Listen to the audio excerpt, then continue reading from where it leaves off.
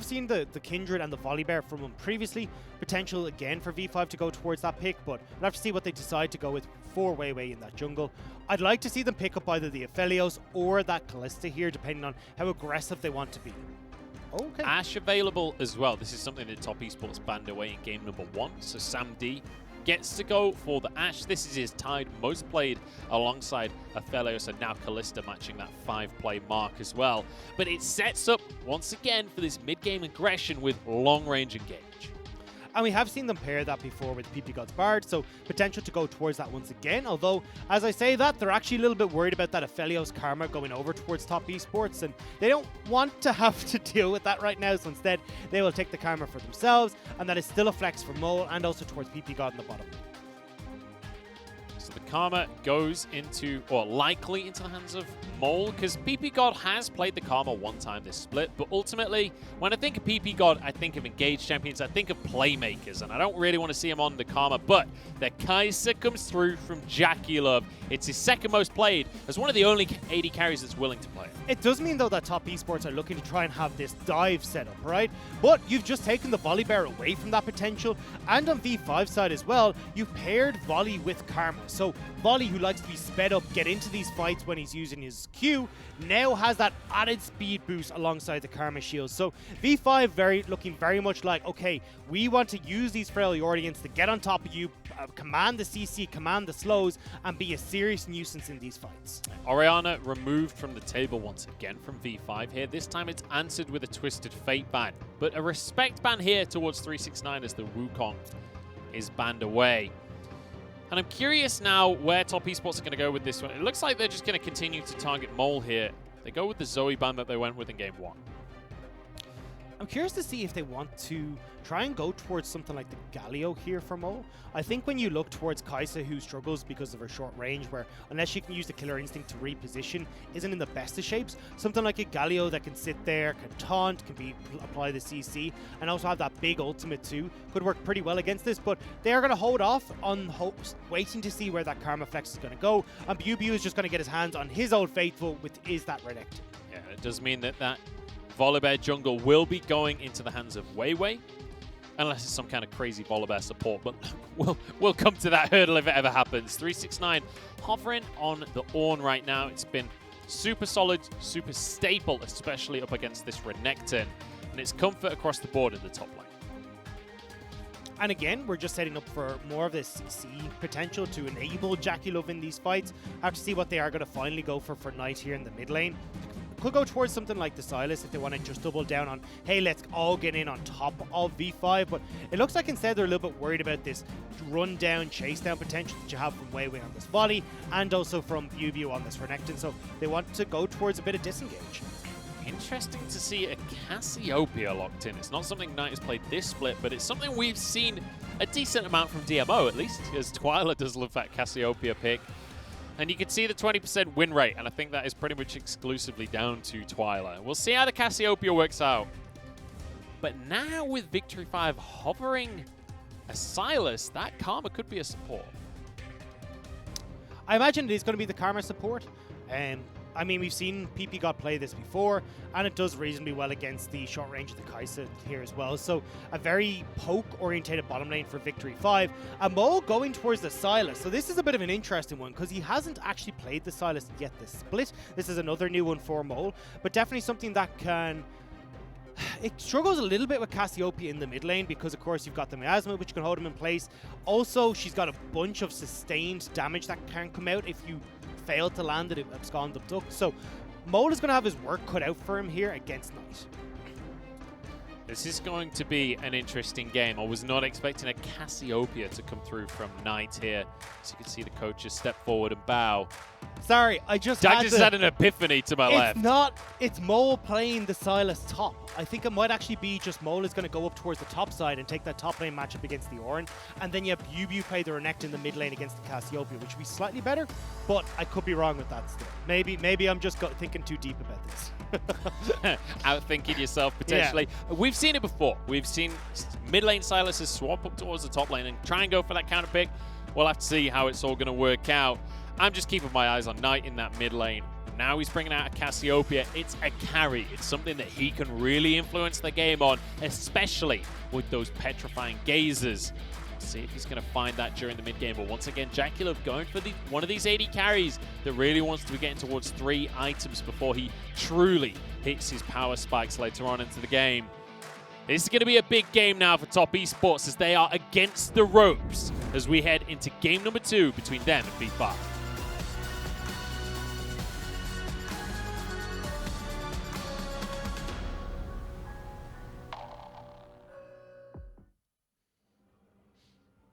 We're on to Summoner's Rift, ladies and gentlemen. V5, they're 1-0 up. And they got a whole bunch of comfort during this draft as well, especially looking towards the Ashe there from Sam D to set up these plays around the map. And I think that's what we're going to see is the early plays around these objectives once again coming in for V5. They want to try and find these fights where you can use the double bruisers of the Renekton and Volley, you've got the speeder coming through from PP God, and you try to just run over Top Esports in a lot of situations. Well, the triple bruiser as well with Mole, and having Sam D as that engage tool with that Enchanted Crystal Arrow. On the opposite side for Top Esports though, we're still seeing a lot of this late game scenario coming in where you have the later game Cassiopeia, you have the Kai'Su who wants to get to those 3 items as well, especially if she's going that AP route. So this is where I want to see if Top Esports can try and weather this storm once again in the early stages, and potentially they should be able to, especially with the way these lanes are looking. I mean, Knight will be able to control against Mole, and at least in that bottom lane, JackeyLove will have some poke, but at least he should not fall 3 kills behind in the early stage of the game this time. Tripping over your tongue a little bit there, but I get what you're saying. I get where we're going with this one. I'm really curious about that bottom lane. The fact that Sam D and PP God got themselves a duo kill in game number 1. There's suddenly a whole heap of pressure on JackeyLove. 2018 world champion, by the way, that was being taken down in lane. We got BuBu in a 1v1 with 369, and he's winning out once again here. Just forces the Ornn out of lane. But Karsa's up here in the top side, so we'll have to be careful. That pillar is not quite available. He hasn't actually taken anything yet as that second point. Now takes the pillar. Here we go. We're going to see if they can finish this one off. Flashes across the board here, but Karsa is quicker than BuBu. Finds himself a bite down for first blood. Big mistake from BuBu, not respecting that Karsa could start on that top side and still make that level 2 gank. And 369 now can actually back himself. Looks like he's going to use the teleport to get into lane. So you don't have the kill pressure as BuBu, but he's going to be totally fine. He's already in a great shape coming into this lane. Interestingly, we do have this fleet footwork coming through for Mole in the mid lane with some biscuits, but we're going to fight at the bottom side of the map right now. JackeyLove's in trouble, and Weiwei is moving down as well. PP God, they're going to try and answer the kill, but it's not happening this time. Yu Yanja pulls himself to the wall. Slow, but not enough. And every time it looks like V5 are going to be targeting JackeyLove in this bottom lane. They are fine to just set this Kai'Sa behind and set Sam D up for success. But as he talked about Mole, having that fleet footwork, this is a bit of a struggle lane for him, where he just wants to be trying to heal up as much as possible. And that's what we talked about. I'm surprised to see Mole opting into this Sylas pick when we already know that it's a bit of a struggle for him against the Cassiopeia. You know, I just mentioned how there was a lot of pressure on JackeyLove specifically. He's the one on this roster that is a world champion. This is a guy that we always look to. He's the guy that changed the fate of Top Esports. He's the one that's getting killed in lane now. Karsa goes for a bit of an invade here, but Mole is here to answer. BuBu's moving over. Weiwei's already here. Karsa does get out with his life. Yeah, he'll be able to step back. But as you said, look, JackeyLove on this team has a lot on his shoulders because he is the one that is the playmaker, or the shot caller. He's the playmaker as well. But here, PP God actually managed to outplay you. Anji, nice flash forward. He sets up for the play, and you can see on the screen how vocal PP God is. This is why he's been the shot caller essentially for V5, loves to make these calls and make these plays. But even though, looking back towards JackeyLove has a lot of pressure as a shot caller, in this composition, Knight is the one that has a lot on his shoulders, because with this Cassiopeia, her whole stick here is to make sure that BuBu, Weiwei, and Mole struggle really hard to get into these fights, but with the Petrifying Gaze and that Miasma. So if Knight is able to keep the V5 front line out of these fights, it becomes a lot easier for Top Esports to try and kite back and then use the likes of the Killer Instinct to just finish folks off and have that PO potential as well with the Call of the Fortunate. And I just want to take something back that I said in Champion Select, and that was that we're going to see a Karma out of PP God, so we can't necessarily have the same playmaking ability than what we saw in Game 1. I take it back completely, because apparently Flash Karma plays are very much a thing when you're PP God. He's changing the way that support is meant to be played down in the bottom lane. And this is 2 games in a row now where we see duo kills out of V5. Carson needs to be careful here. Mid is pushing in for Mole, and you've got Weiwei here. Bot is going to start pushing for Samdi and PP God. This is not the best when Weiwei will spot this out now that he's on Dragon. Look, Mole's already moving. We do have to push from the bottom lane, so Castle will have some defense, and his PP God pulled in, teleport channeled as well. PP God just burned on down and taken through, but Jackie Love needs one more auto to finish the job finally. Gets that kill for himself. Samdi trying to return some damage at very least. Turns out it was all a bait. Didn't have the mantra speed to get out of there fast enough. Manages to just about get caught on the edge of Yuanja's hook, and means the top esports now can go towards this Dragon. Fortunately, V5 just can't make that play happen. So finally a bit of a return here from top esports, and for the first time in this entire series, they're the ones with a gold lead.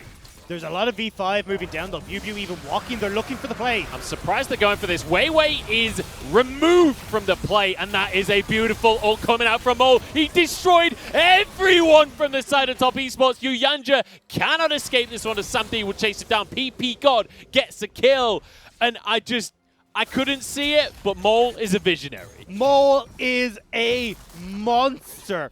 I didn't even consider just having this massive petrifying gaze from the Silas, and he turns that fight completely around for Victory 5. And there you go. I mean, you were talking about, for a brief instant, top esports knew what it felt like to be on top of the gold pile, but it's V5 now back in command. Yeah, not any longer. I was looking out for Nightsoul. I wasn't expecting it from Mole, but just look at that. 3-man ulti. I saw Weiwei go down. I was like, oh god, this is a disaster for V5. But Mole hitting 3 members with that ultimate, steps up beautifully right as PP God and Sam D come back, and then manages to give over so many more kills to Victory 5. And look at the key members that it's gone on to. I mean, you've got one for Mole, you've got one for Sam D as well.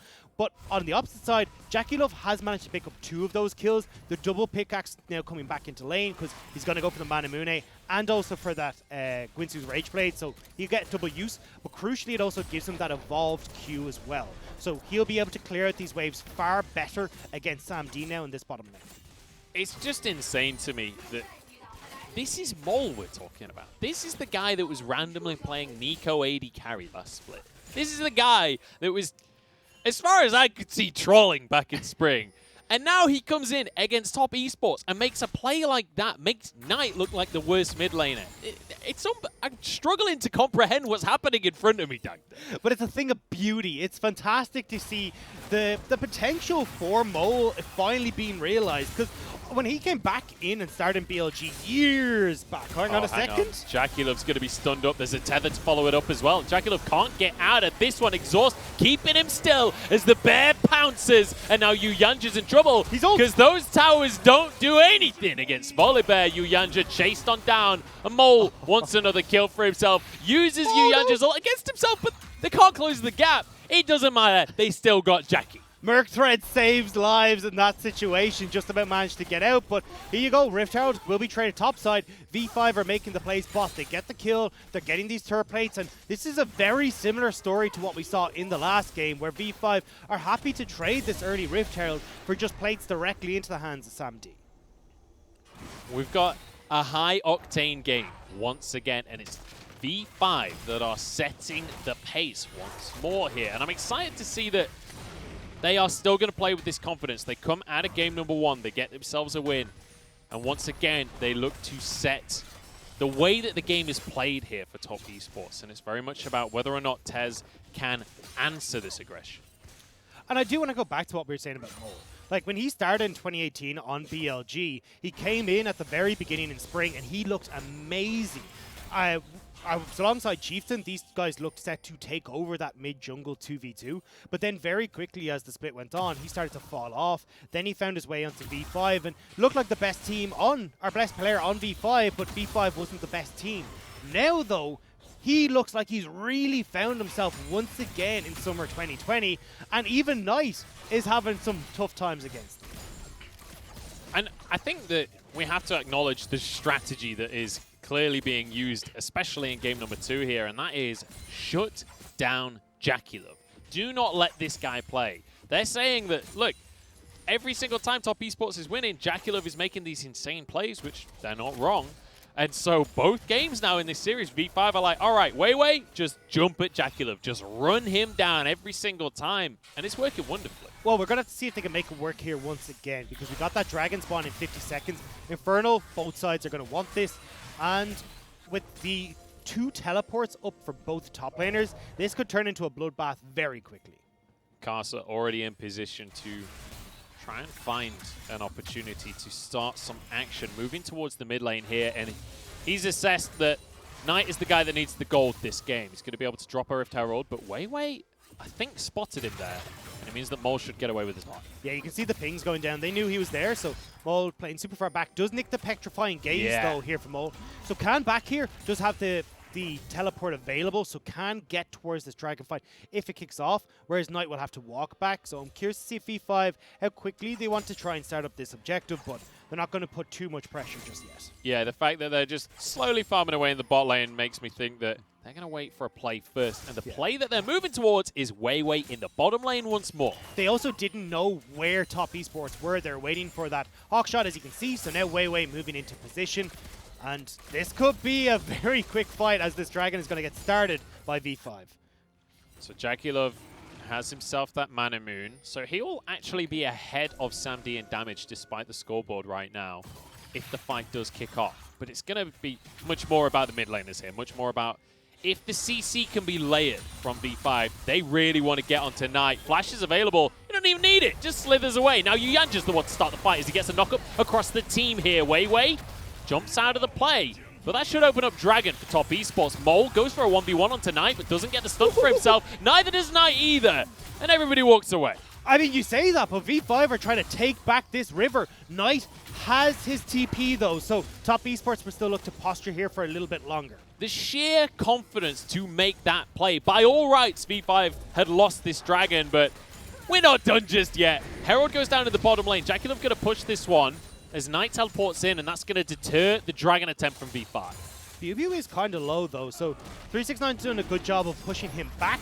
However, both top laners are now backing, make sure they've got mana on 369, they got health on BioBio, but top have already taken the start. We just see these great map plays after great map plays. This time, Top Esports are matching V5, though. I think maybe they underestimated them in game number 1, and suddenly they've woken up a little bit. Great play to use the Herald in the bottom lane to find themselves some momentum here.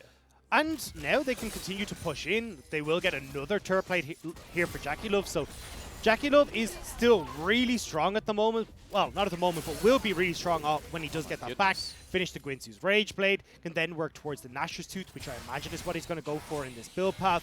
So overall, Top Esports are looking really stellar. When you consider Victory 5 are the ones that definitely want to have this mid-game spot. That's what we saw in game number 1 as well. They've got a fairly similar composition to that as well. And Carson now going to go for an invade in the bottom side. Give this blue buff over to Knight, try and starve Mole of some of that mana. He'll still be okay, though. He'll be able to clear out these waves reasonably fine. And I want to see, actually here, as BB will make a quick trade. What happens at this next Rift Herald? Because that's going to be coming up in just about 2 minutes, or 2.5 minutes.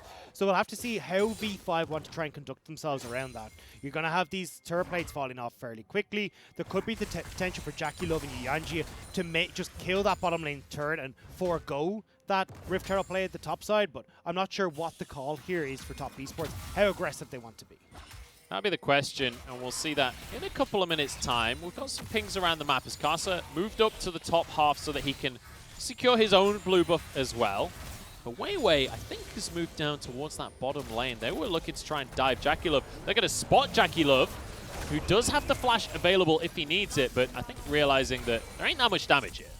There isn't, but it does mean that you've zoned JackeyLove away from this bottom lane tower. Oh, and now, hang on. They're not zoning. They're going to go for a dive on the tier 2 right here. Mole, you can see him on the minimap.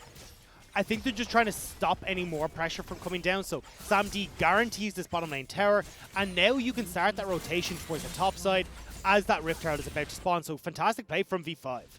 Yeah, really nice play from V5. It's good to see that Top Esports aren't going straight into the plays like they did in game number 1, though. It feels like Top Esports have adapted for game 2, and at least they're going to find a Herald. They will get this Herald. Sam D wanted to back to finish off the Blade of the Rune King that he just got it. So as long as V5 don't go too far forward here. This went really wrong for Top Esports in game 1. They're going straight onto Mole this time, and they've caught out a different carry. Wei can't just win the fight by himself this time around, and it means Top Esports get themselves a Herald. Yeah, that was a bold move from Mole, moving into that river when Sam D isn't there. Yes, he can come in with the ultimate, but it's not enough. And with how quickly you can have Knight tear through Mole's health bar, not the best of calls. Sam D doing great for gold once again, but this time around Jaculov is very close behind him. So they're not going to have this tremendous lead out of the early game that we saw in game number 1. And so as we move towards the mid-game then, Dagda, as we move later on, it does feel like this is going to be a much more even series here. Although 369 currently having a bit of a battle in the top lane. Jaculov takes a tower. I agree. I think this is going to be a bit of a more difficult one for V5, where they're the ones that want to try and have this dive in, get on towards Top Esports, and see if they can punish these carries. The issue is, though, Knight is going to be super capable of keeping himself away from all that when he does have the Petrifying Gaze. But top lane here, we've got a bit of a brawl going on. Ornn combo isn't going to hit, and that means 369 could be in a whole bunch of trouble. One more auto, and Bew flashes for the solo kill. Fantastic play from Bew. And a man who was getting solo killed so much is once again finding a bunch for himself when it comes to Summer. And that sets up V5 now to make this play in mid if they want. They have 20 seconds before 369 is up. You can have a teleport come in from Bew. Jaculov is going to be okay for wave clear at this point in the game, though. Once you do max that Q, you could kind of whittle away through the minions relatively easy. So V5 decide not to push for the tower in mid. And let's take another look at this, because this is just 369 overstepping. Yeah, and a bit of a misplay here from 369 as well. Actually, did get stunned right as he went for the knock-up, so meant that he couldn't quite get the follow-up on that Call of the Forge God. But in mid lane, we're still seeing that Rift Tower go down. You have 369 hovering off on the side. Mole's going to steal himself a depth charge here to try and force a play, but won't really find the right way in. They spotted Knight. Bew knew that Knight was still coming down to try and join in this mid lane play, so not quite wanting to push the pressure too far, especially when you do have Dragon just coming up in a few seconds. Samdi just going to be trying to clear the minion waves against Knight here as the Ocean Drake is up on the map and Top Esports are in position. They are not going to give this one up. They already have 2 Drakes for themselves as Mole barely dodges a hook here. Call of the Forge God's still on cooldown. It doesn't need it! 3-man knockup, beautifully done by 369. That's a couple of ultis used. That is the perfect spot for Top Esports as well, because it's front to back, but Bew gets caught. Bew just about gets away with his life, though. V5 repositioned back in the river. Now V5 are in a good spot, though. They have the river. They've got multiple directions that they can come from, but actually Top Esports are going to back away. They don't want to try. Oh, they might actually. No. Sam D is out of position. God just came up. Sam D has found himself alone. Blast comes over, but Yuyanja flashes and finds himself alone over Elizabeth. It's all gone wrong right now for Top Esports. Jaculov over the wall, but he doesn't have the damage to take on 5 members. Straight onto the Dragon, though. Top Esports, they found themselves an objective now. Maybe a fight. Knight still has that Petrifying Gaze. Keep your eyes on this snake, because this still could go awry for V5, but the ult is not there. Enemies Top has to back away. It still means Top Esports got the objective. They end up getting, yes, Yuyanji gifted for it, but still, they will get this mid lane tower. That's a win for Top Esports. Now, we got to look at what's going to happen, though. Because we're hitting that 19-minute mark. Baron's going to be spawning soon. You've got Top Esports who are looking super, super strong with an Ocean Soul in 4.5 minutes. V5 have got to find some way of cracking what is Top Esports playing very smart around what their composition wants to do. This is beautiful from both sides of the board here. The fact that this is such a close game. Bew tries to get himself a 1v1 with Karsa. Needs to be careful as Top Esports will eventually back out of the jungle. The thing is, though, this is a super close game. While V5 are at their strongest, Top Esports are still yet to hit that point. And it's off of, well, the earlier setup where going into these close quarter corridors much favors Top Esports because they've got the Call of the Forge God, they've got Ornn who can set up in the front line, and Knight can just play from the back totally safe. Jaculov does almost find the pick onto Sam D. Yuanji, unfortunately, trying to make the hero play, goes a bit too far, but it still nets Top Esports that Dragon. So now, when this next one comes up, you can have top esports play towards that Baron area, and they do that Baron incredibly quickly with Knight and Jackie. Knight's over the wall here. And I love how V5 are just in a permanent state of posturing for a fight here. BuBu slides away with his life. And it looks like V5 are going to have to just settle for this for the minute, move to the side lanes, clear some minions, and go back to normal League of Legends just for a moment. I don't want them to, though, Dagda. I don't want normal League of Legends. I want this series to continue as it has been going on, because this is unbelievable. And the fact that top esports have wrestled themselves a lead once again, but most importantly, they've got those 3 Drakes. It does feel like, especially with when you factor scaling into the equation, feels like top esports are very much the favorite here in Game 2. Yeah, and that's why I'm kind of hesitant to be like, okay, well, V5, yes, they're going even. That's the problem, is that they're going even. They're the team that wants to try and move ahead. You can even see the Colonel here agreeing with us that top esports, because they have the scaling on the side, the later this game goes, the better they look, but picks are still an option. Going for Karsa here. He's going to be tanky with the Subjugate, but the 3 members strongest PP God arrives, shielding across the team, but they're just going to pull straight on towards Mole. Jackie Love's here. This is an on-ult across the team. Mole's been hung out to dry by the rest of his team, but the Kingslayer keeping him so damn healthy. 369 can't get the knock-up, and Mole somehow gets away with his life. How does this man survive everything? No, he doesn't! Jackie Love's on the scene, pulling in a croc as BuBu jumps forward. Blade of the Rune King, but he can't quite get onto Jackie Love. Knocked up, taken down as well, but he gets Jackie Love 1 for 1. But V5 are all over the place. Sam D is clearing mid. He doesn't want to fight in these corridors, and now it will be 1 for 1. Top esports are still searching, though. With Jackie Love down, they can't do anything rash like the Baron, but whoa, this is a close one now, and it is going to be 2 kills going the way of top in the end. Well, if V5 cannot find these picks quickly enough and top esports are able to collapse, it's perfect, because they're trying to make these plays in the corridors, but yeah, I mean, look, it's not going to do anything. It's going to stop us. Supportal combat! But the thing is, V5 are looking for picks, which I like. The problem is that they're not finding them quick enough, which is how this fight kicks off. Top esports are then able to collapse, and in these jungle corridors, Call of the Forge God has so much pressure. The Searing Charge from Ornn as well is able to zone out Sam D entirely here. He's not auto-attacking anybody, and even then, when this fight really kicks off and BuBu does go for Jackie Love, Sam D has got to piece out. He cannot be in these corridors where you trundle pillars, you've got pillars coming through from the Ornn. This all-terrain altering abilities makes it so difficult for a mobile Ashe to try and operate. And once again, a little bit greedy from Jackie Love there. He didn't need to die. He was surrounded by his team. BuBu was definitely going down, but wanted to maximize DPS and found himself that kill. Ends up falling for it. And now keep your eyes on the AD carries, because Summoner's both about to be available for Sam D, whereas they're both going to be on cooldown in this next fight for Jackie Love. And that means he's got a massive target on his back from Weiwei and from Mole, who both had their own flash. Weiwei not having his ultimate up, though, could be a bit of an issue, but the TP is This is an aggressive TP here from 369. He wants to start this fight straight away towards Mole here, who's stolen the Call of the Forge God. But it's V5 posturing for the Dragon right now. 10 seconds. This would be Soul for top esports.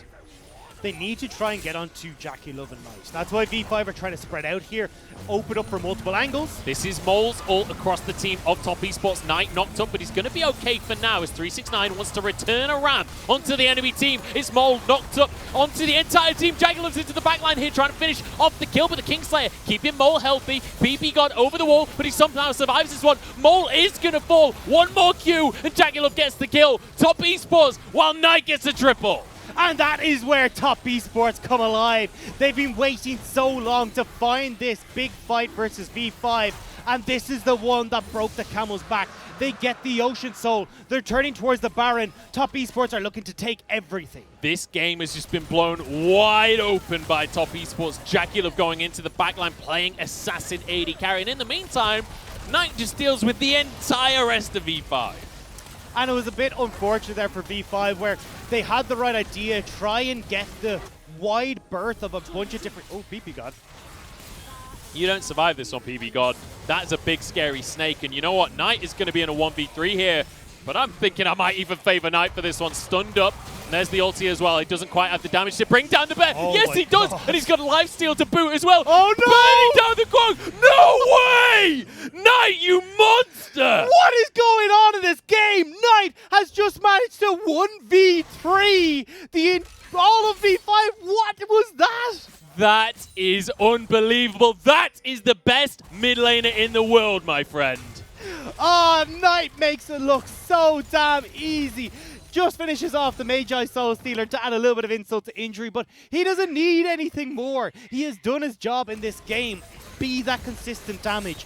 Where Jackie Love needs to be the assassin, it's Knight who's damaging the front line. Knight who's working his way front to back.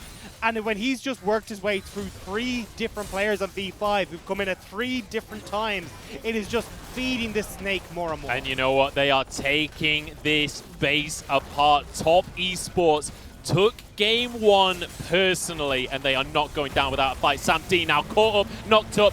The Call of the Forge God going to look for the snipe, but actually 369, he's going to settle for a croc instead. Down goes Pew Pew. They only need 1 pick to end this game. Maul has to run for the hills right here as they focus on towards the Nexus Towers. Happy to tank the stun is 369, as the depth charge just keeps everybody at bay, but 369 on the front line once more. Knight has the damage. Ult across the whole team. Sam D forced onto the fountain. Maul gets out with his life, but it's another double for the snake. And Top Esports are just looking for bonus kills at this point, as they always do, because they're bringing us to game 3. And you know what, Dagda? I wouldn't have it any other way. Neither would I, Munchables. Looking at that Magi Soul Stealer going from 10 stacks to 22 stacks in a matter of about 40 seconds was pretty damn impressive from Knight, as was this entire game.